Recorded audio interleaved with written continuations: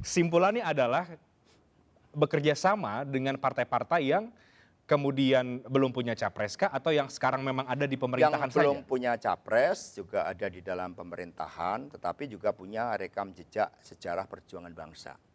Contohnya mengapa kami juga membuka komunikasi. Ini Sekjen PAN, Pak Edi Suparno langsung menghubungi saya saat itu. Demikian pula ada pimpinan dari PAN. Karena sejarahnya 1912 itu kan ada Muhammadiyah. Dari hasil survei menunjukkan preferensi dari teman-teman dari Muhammadiyah kan juga ada yang ditujukan kepada PAN. Karena kelahiran PAN juga tidak terlepas dari sejarah dengan Muhammadiyah. Kita bisa bekerja sama. 1926 ada NU. Dengan semangat hubul watan minal imannya. Partainya di situ ada PKB, ada P3. Kita nggak ada persoalan. Kemudian ada PNI, itu yang melahirkan PDI sebagai satu-satunya partai nasionalis Soekarnois saat ini. Kemudian ada Golkar yang juga sebagai kelompok fungsional yang dibidani oleh Bung Karno, proklamator dan bapak bangsa. Kita bisa bekerja sama. Dengan Gerindra, kita juga bisa bekerja sama karena kakeknya Pak Prabowo kan juga pahlawan nasional. Ini adalah contoh dari aspek historis, apalagi kita sama-sama berada di dalam pemerintahan. Saya tidak mendengar ada partai Nasdem misalnya atau PKS yang disebut oleh Mas Hasto. Ya karena mereka sudah membuat suatu kerjasama tersendiri.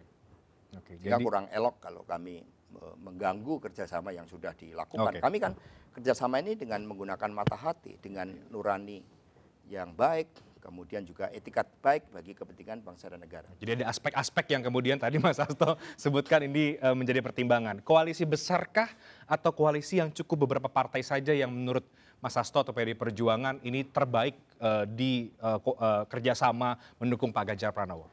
Ya apapun ini kan kita ini sistem presidensial.